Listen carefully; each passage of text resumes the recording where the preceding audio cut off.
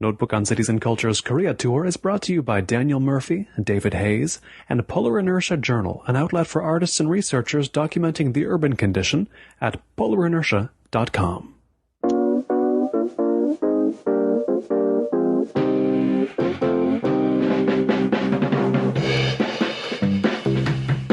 When you think of Korean dramas, Korean pop music, Korean film, Korean popular culture, what type of thing do you think of as uniting it, other than being made by Korean people? For me, one of the most defining parts about Korean culture in general is how freely and widely it mixes elements. There's a word in Korean, it's actually the word for soup, it's jampong. But what it means is mixed up. And I find Koreans are like that a lot. You go to a cafe, and at the cafe you'll hear some classical music, followed by some Marilyn Manson, followed by some jazz music. There's not that sense of genre and categories the way that we have. And I think the popular culture is like that too, where you go to the movies and, you know, it's very exciting, and then there's crying, and there's something else, and they're very comfortable. There's always crying. Yes, there's always crying. The last 30 minutes of every film is always crying. Comedy, action, whatever. But the music is like that too. You know, even the K-pop, which you think is being very limited because it's, you know, 4/4 and, you know, this very straight-ahead pop music. But even that, you know, will throw together elements. I hate to say this, but willy-nilly. I can't think of a better word. Sorry. But they'll throw together these very random elements without regard of, you know, what are the contexts of those elements, or what does that bring up. So, yeah. And I think a lot of Korean pop culture, the TV dramas, the books, everything is like that. It is Notebook on Cities and Culture. I'm Colin Marshall, coming to you from Seoul, Korea, specifically in Hongdae, where I'm speaking with Mark Russell, who's been writing a lot about Korean popular culture. He's got 2 books out on the subject now, Pop Goes Korea, and the new one, K-Pop Now. He's also a writer of fiction with a novel coming out in the near future. We'll talk about that later. For now, let me ask you this. There's all that culture that we can experience now, all that Korean culture that's out there in the world. But before you came to Korea in the mid-90s, had you ever encountered anything you could call Korean culture? Sure. When I was in high school, I did Taekwondo. Ah, of course. As we called it, take my dough. It was, you know, just, you're 16 years old and you don't want to get beaten up, so you study a bit of that, and you learn your Hanodul set nets. It was your counting off to the different techniques. And then... From day one you were aware this is a martial art from a place called Korea? No. I was a European history major. I was raised outside of Toronto in a small town. My sense of Asia was very, very blinkered.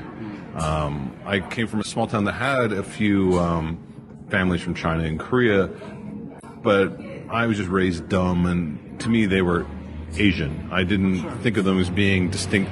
Some of being, you know, the 80s in small town Canada, I didn't think of people as having distinct cultures that much. They were generalities. And so, yeah, it was dumb, but that's the way I thought. And then suddenly to go to that part of the world and experience it and learn about the people, it's like, And we were talking a bit before recording about how you got to Korea in the first place, and you were going through your options there in Canada, and you said, as a joke, well, you know, if this doesn't work out, I can go teach English in Korea. I mean, at that time it was like you saying, what, at least I'll just go ride the boxcars. You know, it was one of those, what did that mean, teach English in Korea? What did that mean to you when you said it as a joke? Like, what did you envision? It's a good question. What did I envision? I've been living in the U.S. for 6 years or 7 years. I left Canada in '89, so I was in the U.S. for many years, and I was in Europe for a little bit, and nothing really clicked. And so there's that point in your life where you think, okay, it's time to grow up and get a normal job. But even then, like in the back of the newspapers, there'd be those little ads saying, go teach English in Asia.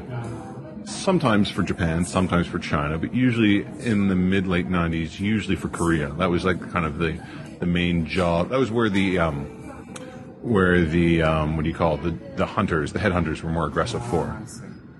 So I'd seen that and I vaguely thought about it, but it was such an abstraction. I didn't think about it with any seriousness. I hadn't gone through a process of saying, oh, I could go there and I'll develop my life and I'll do 1, 2, 3, 4. It was just a very abstract thing. And so I'm meeting a mentor of mine, and I said as a joke, if I don't work for you, I'll go teach English in Asia. And it was really just, it was completely random. Kicking us, shouting into the void. It meant nothing to me. And then I was encouraged to do it. And I thought of it for a couple of days. Honestly, 2 days. It was like, that's not a bad idea. So what was the turning point where you thought, yeah, that could be okay? What made you think that?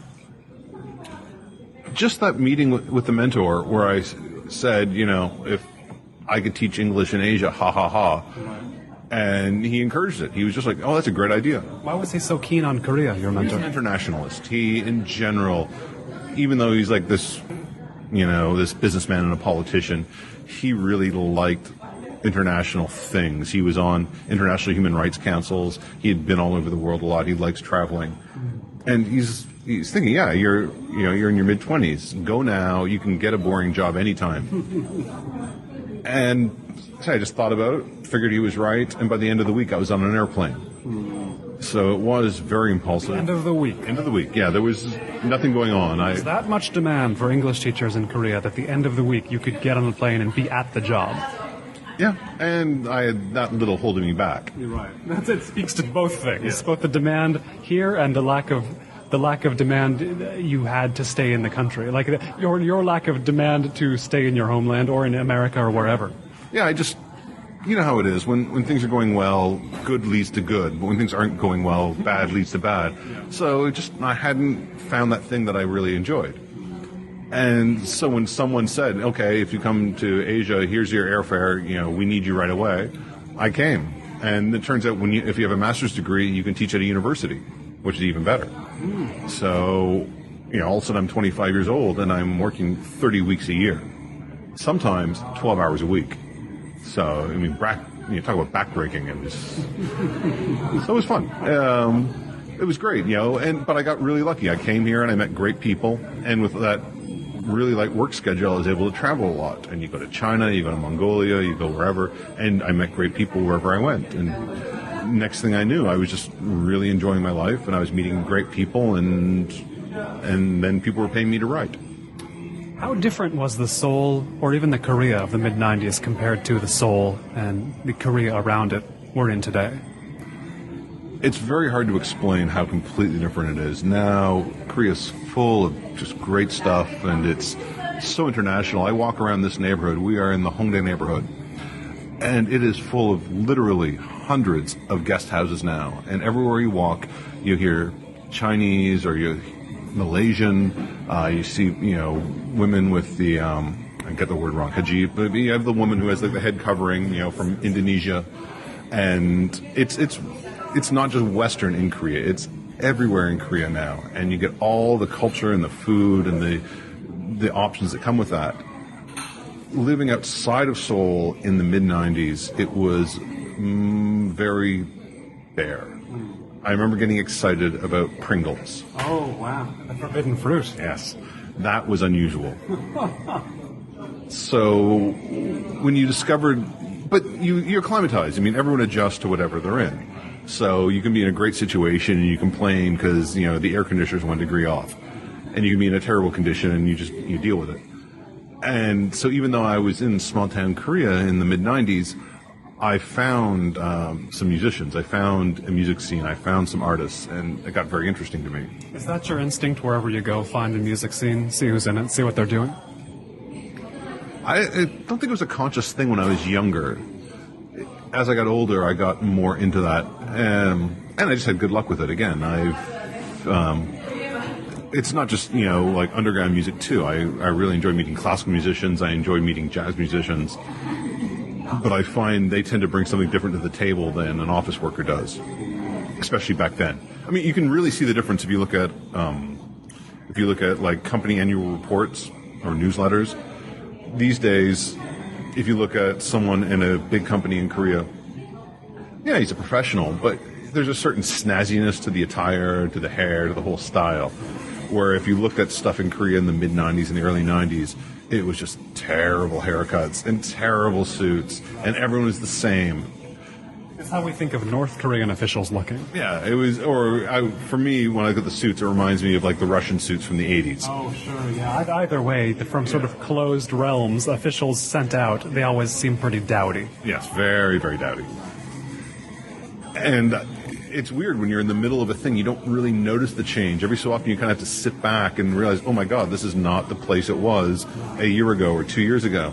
And it changed that fast. That's the big thing I noticed having lived 4 years in Spain is Spain was really nice, but it was basically the same place that it's been for a long, long time.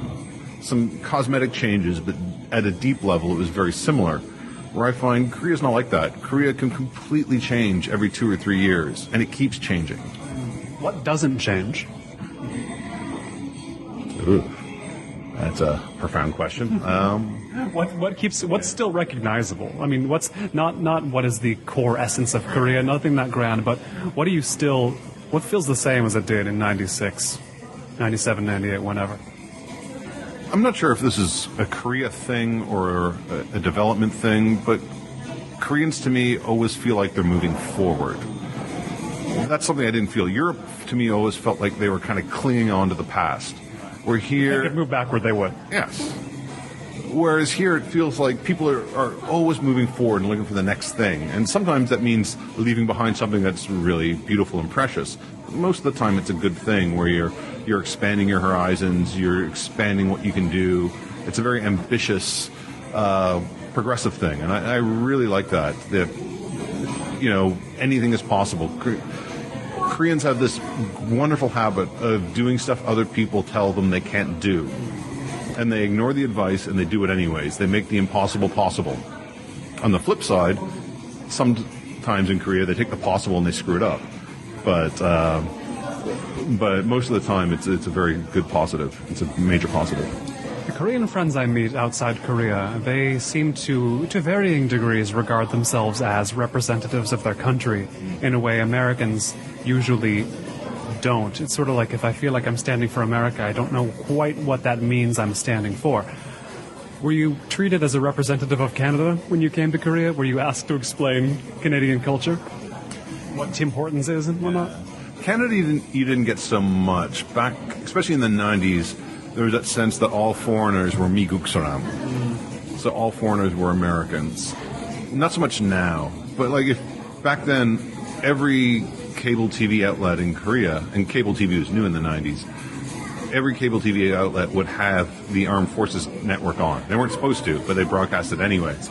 So you were able to watch English language programming, but you were also able to watch American PSAs, military PSAs, and get a sense of what the U.S. government officially wanted people to think about them.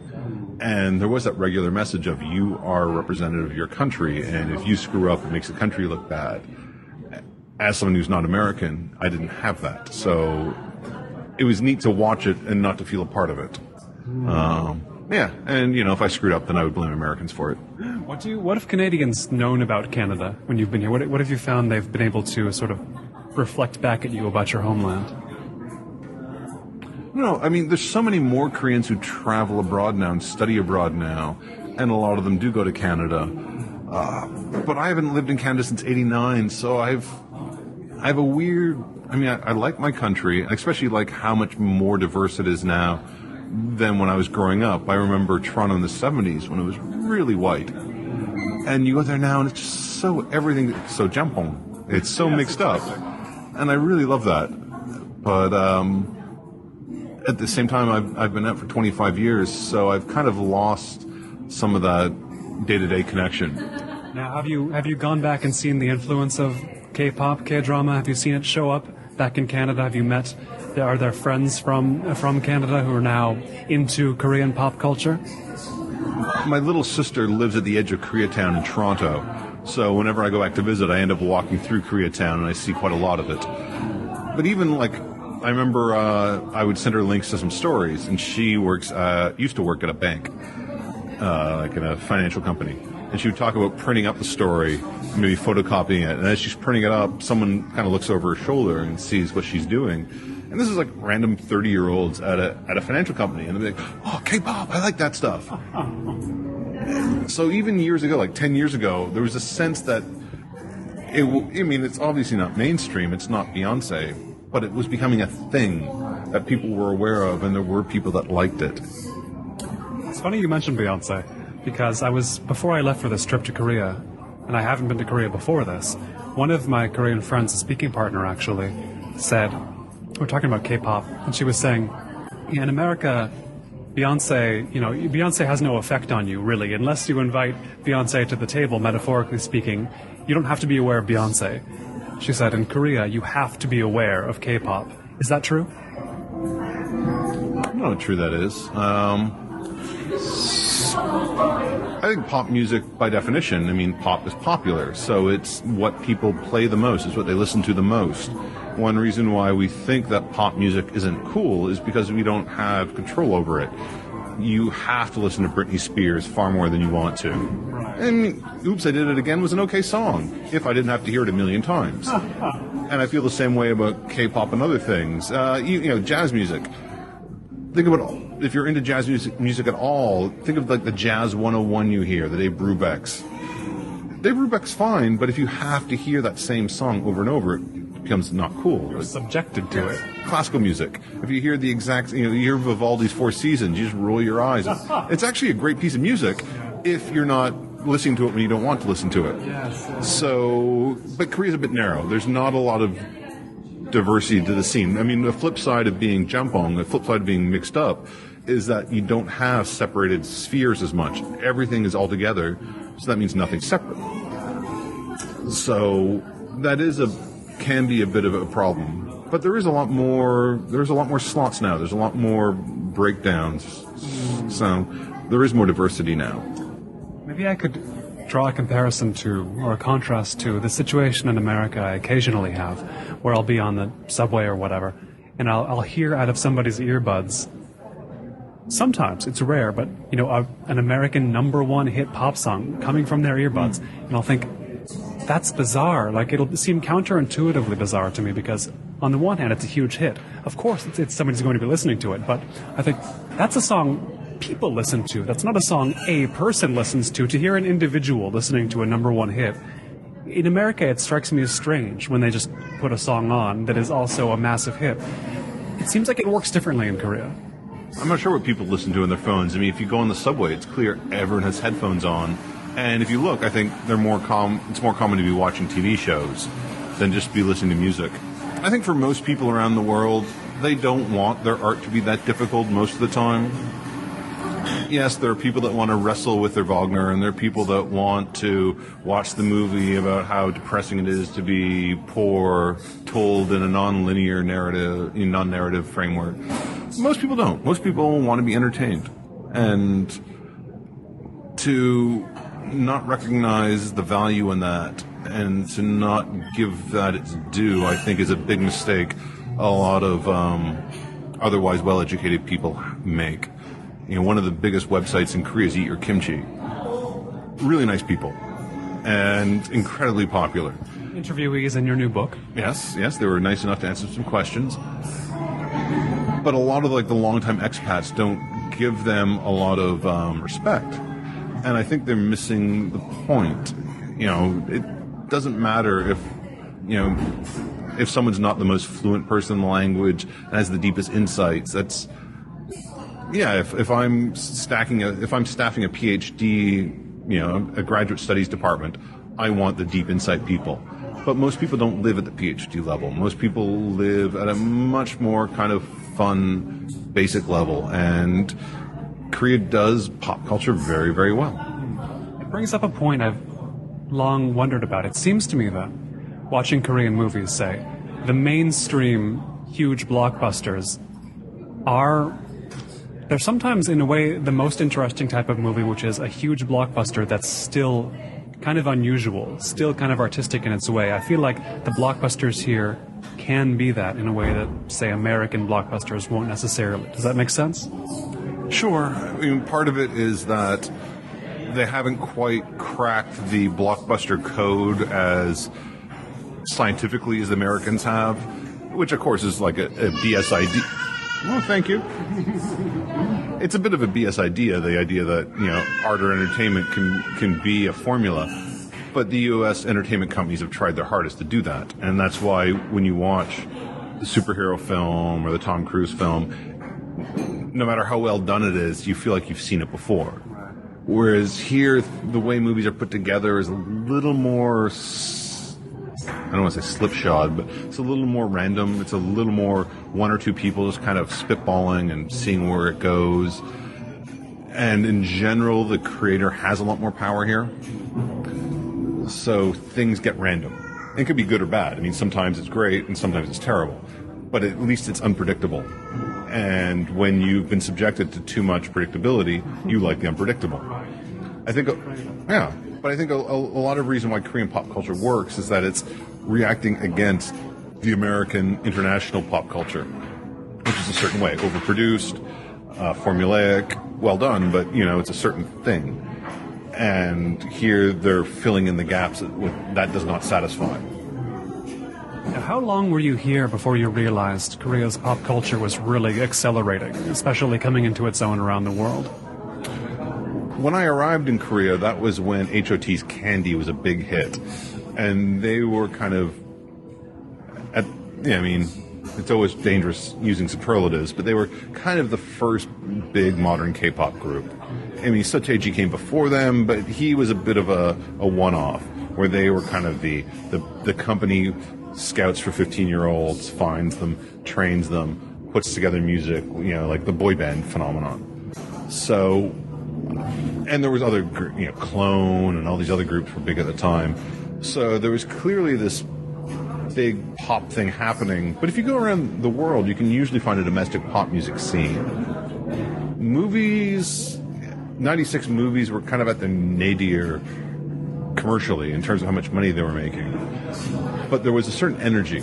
And I remember, feeling that, not understanding it, not very hard to find subtitle films back then, and needing it because I didn't have the language at all, and trying to explain it and trying to understand what was going on. And so there was, but from very early on, I felt like there was an energy in Korea, and I didn't totally understand it. I didn't know what it meant, but it felt like there was something there to try to touch. You came here, in fact, when you mentioned 96. That's the year that my favorite Korean filmmaker emerged, Hong Sang-soo. And when Koreans ask a lot, why do I have an interest in Korea? And there's no one reason, but I usually do point to him. And even if they haven't seen his movies, which, not everybody has in Korea, they know who he is, generally. I feel like the equivalent of Hong Sang-soo in America or Europe wouldn't be quite so well known. Do you think that's true? I don't think so. Hong Sang-soo to me is a bit like, Jim Jarmusch, someone who has a reputation that will get reviewed in all kind of the smart things, and usually the smart movie reviewers will say nice things about him. Has anyone really liked a Jim Jarmusch film in 15 years? I don't know. I have. Okay. I'm the only one? Are you telling me now that I'm the only one? I'm not an expert at all. I just, to me, he had a certain vibrancy in the past that I don't feel there anymore. Doesn't mean he's not good. It's just he's the thing that made him him. I don't feel anymore. Where Hong Sang-soo also from 96 to 2004 was doing something that was new and fresh and exciting. Now he's hit and miss. Maybe you like what he does, maybe you don't like what he does, but he's not doing something new anymore. He's doing himself. And I quite liked, was it 2 films ago, the one they did in Incident, the black and white one. Oh, The Day He Arrives. Yeah. I thought it was really good. I like that a lot. That was, and Woman on the Beach. Love that one. Which is, wow, that was 7 years ago now? It's hard to think. So, a fair few years ago. It's amazing how fast it goes. So when he's on, I really like him a lot.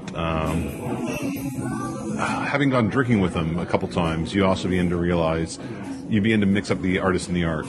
I see, fair enough. I have wondered, if offered the opportunity to go drinking with Hong Sang-soo, would I do it? Should I do it? Is it an abyss you can never get back out from? Yeah, it's nothing that grandiose. It's just it becomes a lot more clear what he's saying sometimes and the way he's thinking about things. I happen to be friends with a couple of his producers, and that helps a lot too when you have the person who helped shepherd his films into creation, but also had to deal with like the stuff they didn't like so much. And, it's like a lot of art. There's a bit of a sausage factory to it. The behind the scenes you don't want to know, but it's still interesting. In writing about what you write about, I mean, you've been exposed to every Korean culture sausage factory around, right? I mean, would you describe it all as a bit of a sausage factory at some point or another? This interview has suddenly taken a very a bit of a loaded term there. I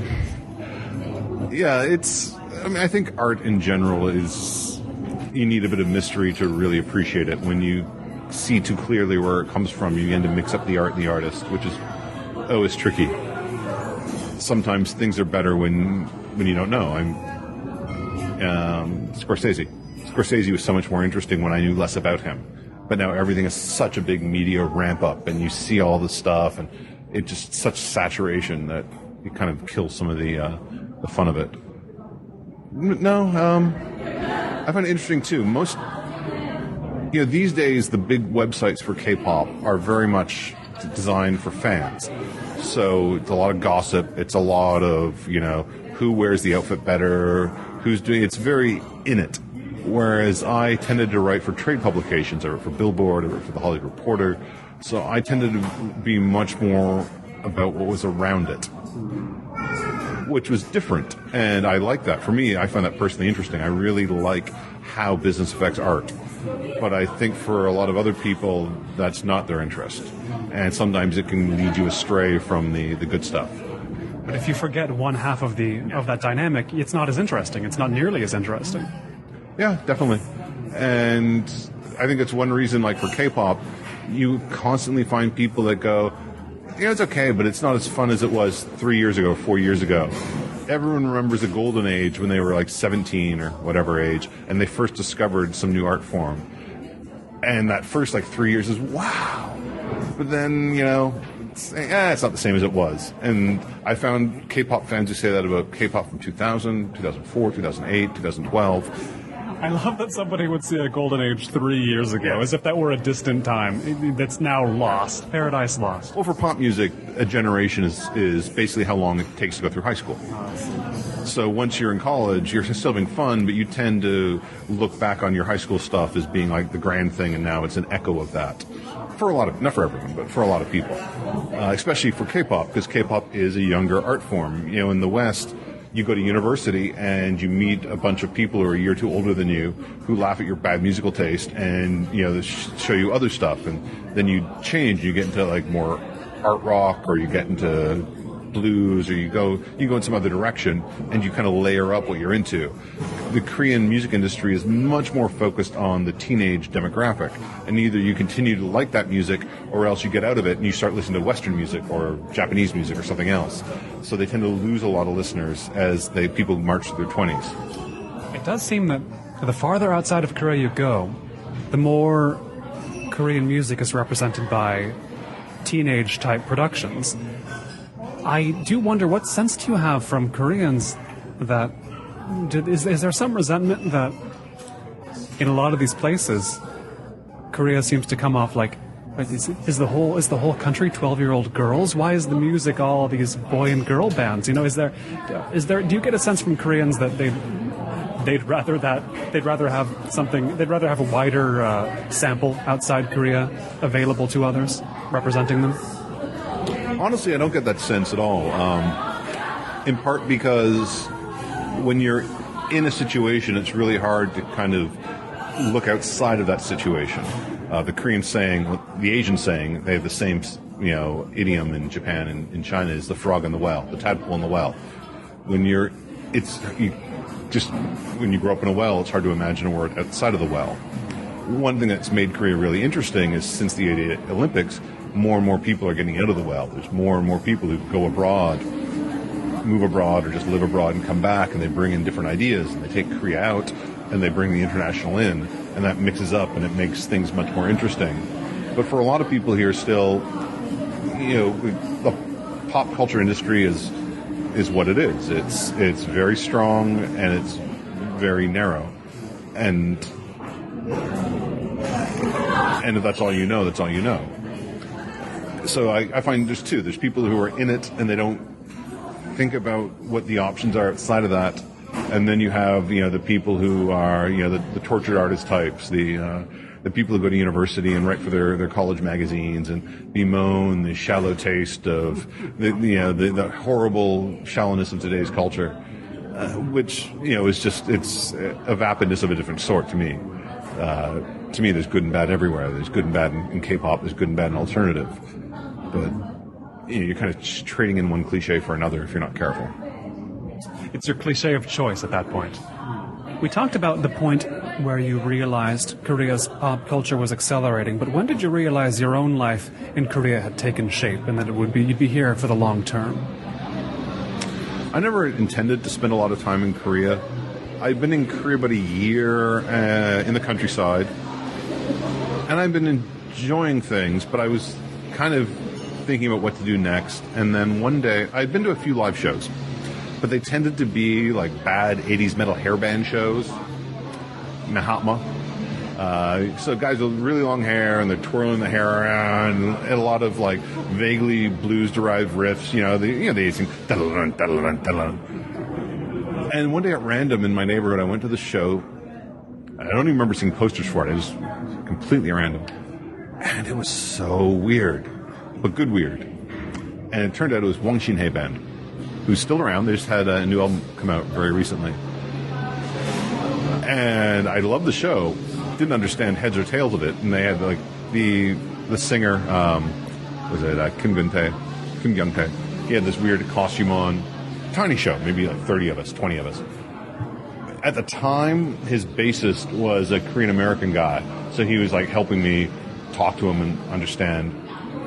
And soon after that, I moved to Seoul. And so based on this guy I had met, I started going to some clubs here. And that's when I got really excited about stuff. And I was lucky. I met these people who were really weird and really interesting, and they were really nice to me. My Korean was slowly getting a little bit better. Some of these people knew English, although one of my friends at the time, he didn't speak English at all. And we just hung out every night drinking and had a great time. We just got along. Simpatico.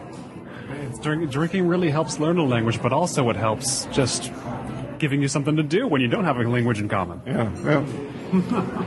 They were a weird group. I remember, my group of choice, and the singer of the group is now the manager of the cafe where we're doing this interview. They were called Sebome Pin Dalgikot, which is New Springtime Strawberry Blossom, in my bad pronunciation. Busan band. So I saw them in Seoul, but they're from Busan. And there used to be an English language magazine out of Busan called The Expat. And so I remember firing some emails off to the editor of that Expat. And I was just randomly saying, I've met this really cool group. There's great music. At the time, I didn't know how to explain it. I said it was like, it was a bit like Tangerine Dream meets Skinny Puppy. Oh, my. Because it was very electronic, but it was very freeform. Today, if I was to describe it, I would say they were like LCD sound system. Same idea, dance music, but long songs, very kind of freeform. So, fun stuff, really dancey, weird. So I'm describing the band to the editor, and a week later, I get an email going, I met your band. How'd you meet them? She's like, it's like 2 or 3 in the morning. I'm sitting outside an outdoor cafe with some people, and these 4 Koreans go walking by. And even though it's 2 in the morning, they're walking by with sunglasses on, wearing these weird haircuts and these weird shirts. And she remembers the email. She's like, hey, are you guys that group? And it was them. You guys them? Yeah. But just who else would be wearing sunglasses at 2 in the morning but a bunch of wannabe rock stars? You mentioned they came from Busan, the second biggest city in Korea. What is or was the music scene there in contrast to Seoul? In the mid-late 90s, that had the best music scene in Korea. Busan is on the south end of the peninsula. It's the closest major city, the closest part of Korea to Japan. So traditionally it gets a lot of strong Japanese influence. It gets a lot of weird stuff. back in the 90s, if you're a TV producer who wanted to get a new idea and you're out of ideas, you would go down to that part of Korea, you'd hook up a big antenna, and you would try to get in some Japanese TV programming that you could like borrow ideas from. It was a real thing. They did that. So it's a weird part, and it had a very dynamic music scene back then around Busan University and around the beaches. I had some friends that used to manage some of the clubs there, but it was a scene that was in transition, and a lot of those groups moved to Seoul in the late 90s, and the best club, sadly, the owner passed away, and that kind of set that scene back and moved a lot of the impetus to Seoul. So, yeah, they kind of have this strong, it's a bit like the relationship, the ratio of Osaka to Tokyo, the Busan to Seoul thing. So a little bit, or Shanghai to Beijing. So a little different, a little rougher, a little more interesting. Now, what is the role this Seoul neighborhood, Hongdae, has played in Korean music? Hongdae is these days the Korean music scene. Back in the 60s and 70s, when modern music was first kind of growing off of the U.S. military bases and coming into Korea, it was all in Myeongdong. But then Myeongdong died off in the 70s, and a few things happened. I mean, one, you have Korea who's getting richer. It's also democratizing. It's becoming more international. You have a bit of a hangover from the military era, the strongman government era. What had happened in 1980 was, around 80, is Chun Doo-won shut down a lot of the left-wing publishers in the center of the city, kicked them out. And a lot of them relocated in the Hongdae part of town. Because back then, it was barely in the city. It was much more isolated. So they were kind of left alone here. So you had a lot of these kind of weirdos and leftists set up shop here. And you also happen to have one of the best art schools in Korea here. So this ferments for a few years. And in the early 90s or so, a bunch of students start setting up odd bars. And that was kind of the foundation. That's where everything came from. And that leads to some live music clubs. And, in the 90s, it was a small scene. It was interesting, but it was very much overshadowed by other parts of town. But by 2000, 2002, it had all moved here, and it just gotten bigger and bigger. And it used to be like in 1999, 1998, you could pretty much hit every major club in one evening here. You just kind of walk around and bar hop. It was a small scene. And now it's hard to explain how this neighborhood sprawls. You have like the club area in the middle for the 20-year-olds, but you have all these other things, the restaurants and stuff for, the artist people. There's places that are very gay friendly. There are places that are, have the vegan restaurants, that have the cafes. It's a whole kind of network of stuff, of neighborhoods that have been gentrified and are changing, and it's really fun. Elements foreigners don't think of as even being in Korea, but there's gay parts of Seoul. There's vegan restaurants. Like, if you've never been to Korea, you would be surprised those exist, right? Oh yeah, there are so many 24-hour coffee shops here now where they roast their own coffee, and it's full of design books, and these cafes. There's several that are at their busiest at 3 a.m, 4 a.m. Whether it's because kids don't like their tiny terrible apartment and they want some free Wi-Fi, or they're trying to sober up and they're waiting for the subway ride home, or who knows why. But it has that energy of being an all-night neighborhood and an all-day neighborhood, and it's a whole mishmash of things. It's really fun. And we were saying before, it's the center of the live music scene. There are places for live music outside of this part of Seoul and outside of Seoul. But for the average indie band, 80-90% of their concerts will be in this neighborhood.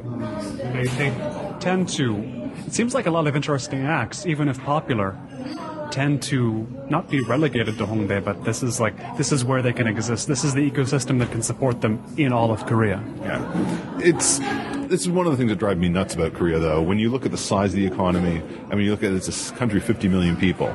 They can and should be doing a lot more than they are. Recently, there's been multiple incidents of indie groups wanting to tour the country and they go to a couple of kind of music-savvy foreigners I know asking for their help. And you're like, you have a record label. Like, why are you going to these, like, barely Korean-speaking foreigners for help setting up shows? But they're just really bad at developing a national network. And there's enough cities of 1 million people here that you could be touring regularly, but they haven't really worked on that. Yeah, there's at least, almost 10 cities of over 1 million, right? And you could, in your opinion, a show could do well in all of them, right? Totally. I mean, it takes a while to develop, but yeah, you figure you do one city Friday, one city Saturday, maybe Sunday. That's, you could do 2 months of tours right there. 3 shows a week. Like, I think of, say, Daejeon, the city where you lived in the 90s, which is, the 5th biggest in the country? Something like that. It's on that order, and, it's the kind of city where I'll meet somebody from there in America, and I'll ask them, what's your hometown like? And they'll just dismiss it out of hand. It's not Seoul. I mean, it's one thing for a corporation to have that attitude, but quite another for somebody from that city to have it, right? What does that say to you? A lot of how we live our lives is, in my humble opinion, story-based. We tell ourselves these narratives, and I'm from a terrible background. I'm from a poor family. I study hard. That's why I do the best. We put ourselves into these slots, and unfortunately, for one reason or the other, Korea doesn't have a lot of unconventional slots. People tell themselves certain stories, and pick one of these stories. There's 3 of them. Yes, exactly. And a lot of them basically are Seoul-based. You go to Seoul and you go to a good school. You go to Seoul and you work for a big company. And the idea that you can have this whole dynamic, interesting scene happening outside of here is weird. I mean, a lot of people feel like especially younger people, feel like I'm in the city because I couldn't get out. You see it in the language. You go up to Seoul, you go down to the Jibang, everywhere else, like you're literally on top of everything. And I mean, it probably feels a bit that way here in Seoul. In America, it's hard to imagine a city that is Los Angeles, that is New York, that is Washington, D.C. all in one. But in practice, what does spending so long in such a city feel like? You have to ask a Korean person for that. I don't have a great answer for that one. I quite like it. So everything I want is right outside my door. There's no downside to it when you live here. Aside from the bad air from China, but yeah, otherwise it's okay. It can be a bit what's the word I'm looking for?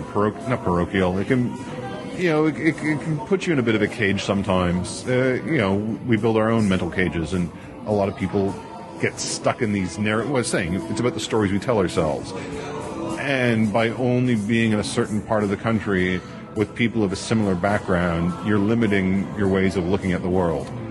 And a lot of my best friends and the people I really like here are the ones that have kind of shaken things up and have broken out of that way of looking at things. Speaking of telling stories, your next book is a novel. When did you begin writing fiction? Were you already writing fiction before you started writing journalism, or did that come after you began? Was the writing first journalism, or was the first writing you ever did fiction? The first writing I ever did was fiction. A lot of bad fantasy science fiction as a high school kid, a little bit in university. I think like a lot of people, I wanted to write, but I didn't really do it right. You half start everything, you never finish anything.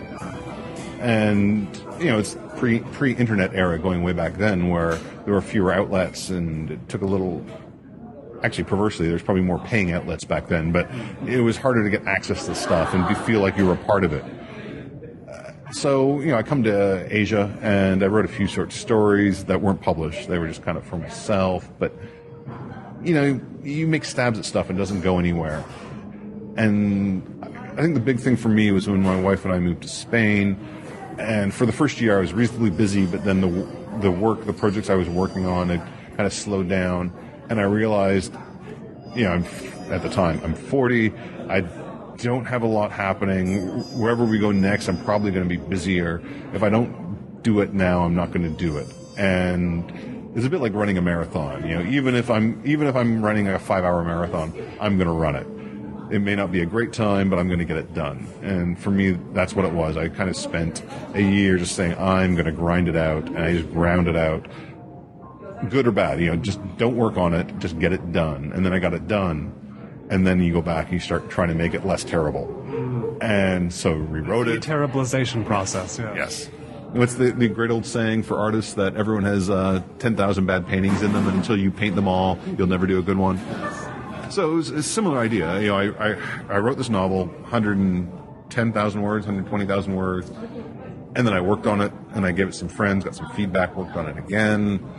There's no market for fiction these days, for new fiction, for new writers. So I assumed I was going to have to self-publish, like on a Kindle, Amazon thing. And then my current publisher, the one that did Kpop Now, they have a fiction wing, and they asked to write the book. So there's some more revising, but it became a book. You wrote it entirely in Spain, then? First draft.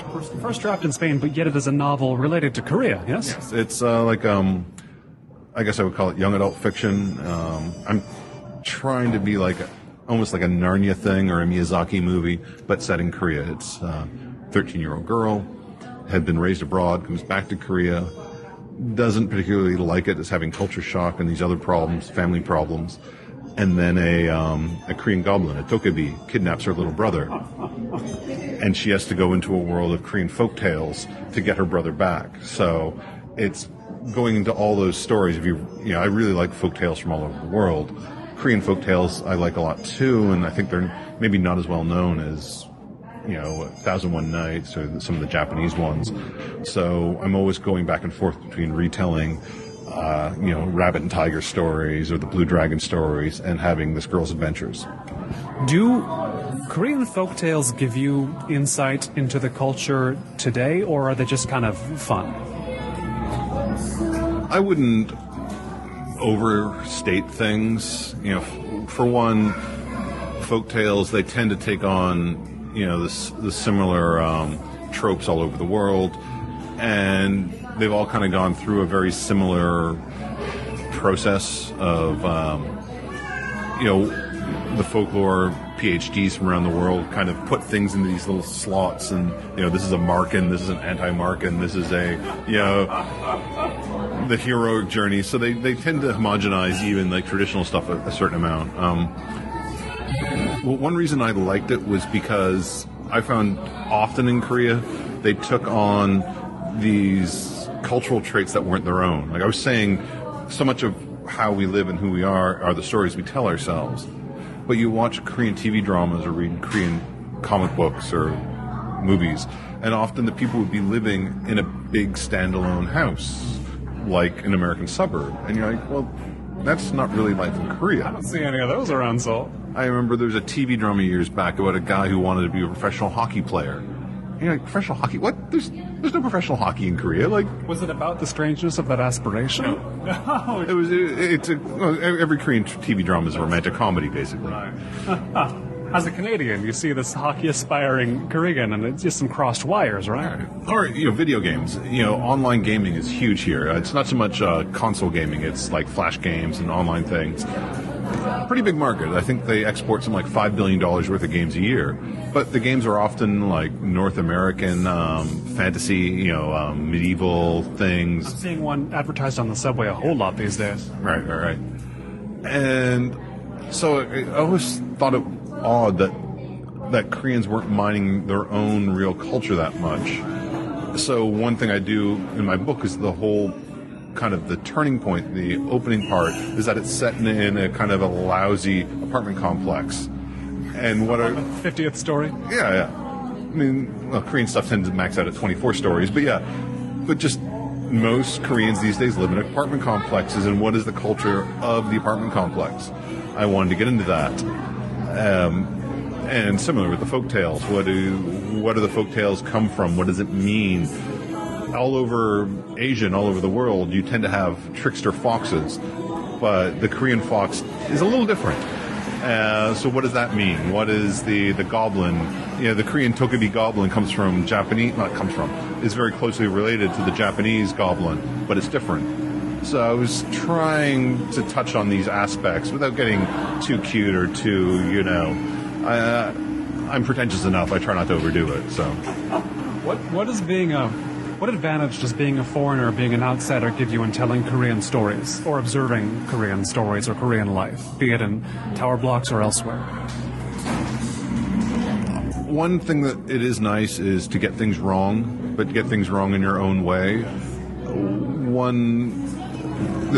There are foreigners that speak Korean better than I do and have done a much better job trying to fit in than I have.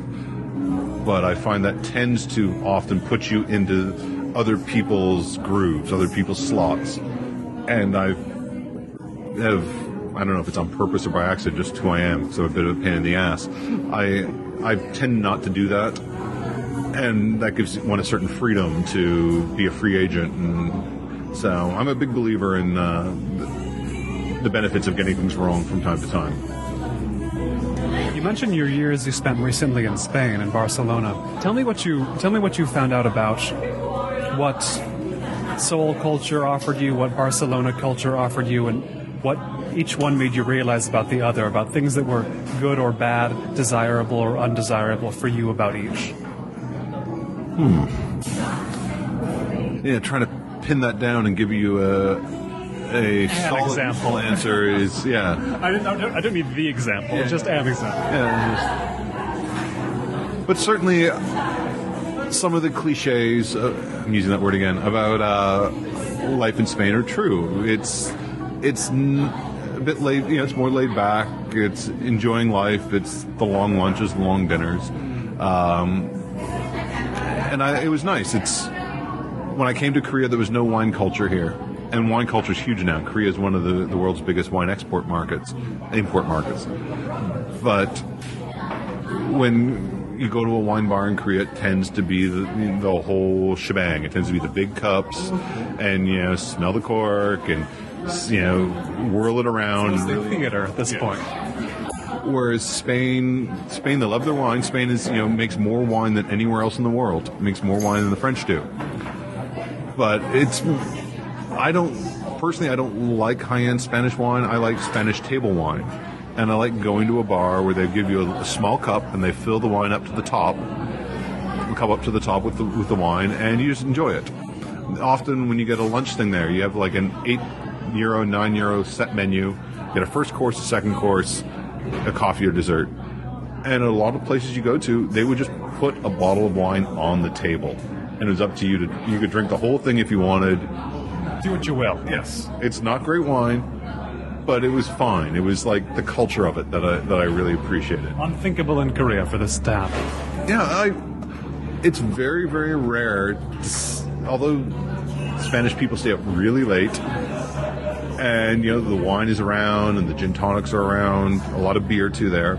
It's really weird to see someone really screwed up. You don't get the sidewalk peaches that you do in Korea, where they have a certain tradition of drinking hard and drinking to excess. There, not so much. It was more about actually enjoying it and enjoying being with your friends and, just gab, and enjoying your cigarettes and staying up too late. So, what did you begin to miss about Seoul, or indeed Korea, when you were in Spain enough years? Well, the flip side of it is Korean, saying one thing I really like about Korea is that there's that sense of progressiveness, the sense that you're moving towards something. How I imagine America was well before I was born. Yeah, probably. It becomes like a cycle, and when you're moving towards something, you get used to moving towards something. And in Spain, more than I think in a lot of places in Europe, there's that sense that we're desperately clinging to this thing that we're losing. Spain has had these problems, these money problems, and they're not really their problem. I mean, I subscribe to the point of view that the currency is screwed up. They have a fundamentally flawed currency. And until you fix that, everything else is kind of a detail. When the economy in Spain went south, they were running a surplus. So it's not a debt problem. But still, how hard were they hit when you were there? Was this the sort of like public services got faulty when you were there, or were you not at that bad a period? Well, it happened. It started about a year before I got there, and it kept getting worse. So when I left, unemployment was 26%. unemployment for people under 25 or under 30 was 50%. It's insanely bad. And yet they keep talking about these things that have nothing to do with the economy. They're fixated on like Catalan independence. It's like, that's not going to make things better. Right. That's not going to bring the number under 50. Yeah, but they're convinced that, Madrid is screwing them over, and somehow if Madrid wasn't there, that they'd be rich. And it's like, no. And